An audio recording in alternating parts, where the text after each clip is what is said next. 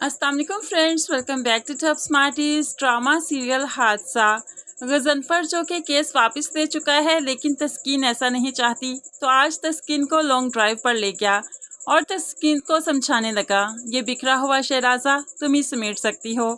अगर तुम ये केस वापस ले लो तो बहुत ही अच्छा होगा।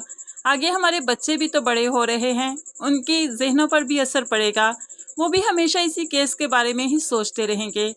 लेकिन तस्कीन जो कि औरतों को तहफ़्फ़ुज़ देना जानती थी, औरतों के लिए आवाज़ उठाती थी, भला आज अपनी आवाज़ कैसे दबा ले।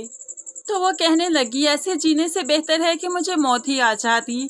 मैं ऐसे ही मदहोश रहूं जैसे मैं हस्पताल के कमरे में मुर्दों की तरह लेटी थी। मैं फिर ऐसी ही ज़िंदगी का तसव्वुर करती हूँ।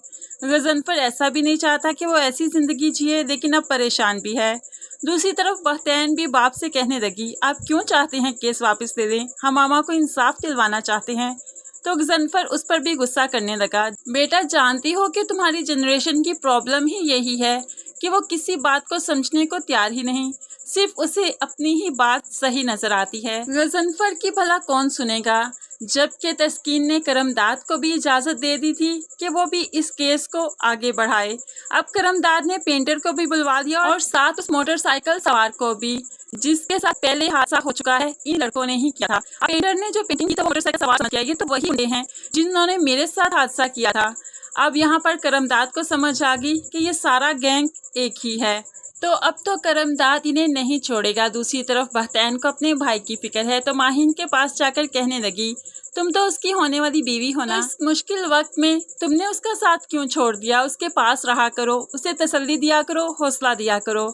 माहिन भी तो यही चाहती है, सिर्फ अपनी माँ की वजह से पीछे हट चुकी थी, लेकिन अब वो फिर से कुमैल से मिलने चाहती है और उसे समझाने लगी कि इस वाक़ये को एक बुरा हादसा समझकर भूल जाओ और ज़िंदगी में आगे बढ़ो।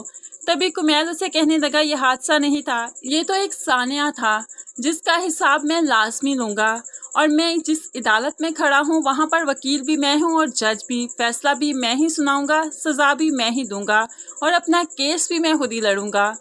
अब माहिन इसके इरादे समझ ना पाई, लेकिन इतनी देर में कुमैल को उसी आदमी की कॉल आ जाती है जिसने इसे गुंडे पकड़ने का कहा था। अब उसने बताया कि कुछ लोगों को उसने पकड़ लिया है, जो एज बताई थी उसी एज के हैं, आकर पहचान लो। तो यहाँ पर कुमैल जल्दी से अपनी गन निकालते हुए जाने लगता है कि माहिन शोर मचाते हुए सबको इकट्ठा कर लेती है। तस्कीन भी भागते हुए बेटे के पास आई और बाकी सारे घर वाले भी। बेटे को रोते हुए कहने लगी, कहाँ जा रहे हो। तो बेटा भी रोने लगा और कहने लगा, आज आखिरी रात है, आपके इन आंसुओं की आज आखिरी रात है। ये कहते हुए जबरदस्ती वो घर से बाहर निकल जाता है और उस जगह पर पहुंच जाता है जहां पर उस आदमी ने वो मुजरिम बांध रखे थे।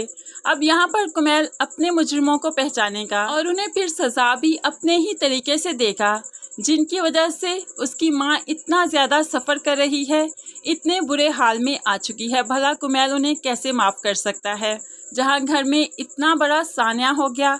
लेकिन दूसरी तरफ तो बख्तावर और सकलैन को अपनी मोहब्बत की पींगे आगे बढ़ाने की पड़ी है। सकलैन बख्तावर को फ़ोन करके बता देता है कि उसने रिश्ते वालों को खुद ही इनकार कर दिया, अब अम्मी उसका रिश्ता नहीं कर पाएंगी। तो बख्तावर कहने लगी, चची जान दूसरा कोई ढूंढ लेंगी।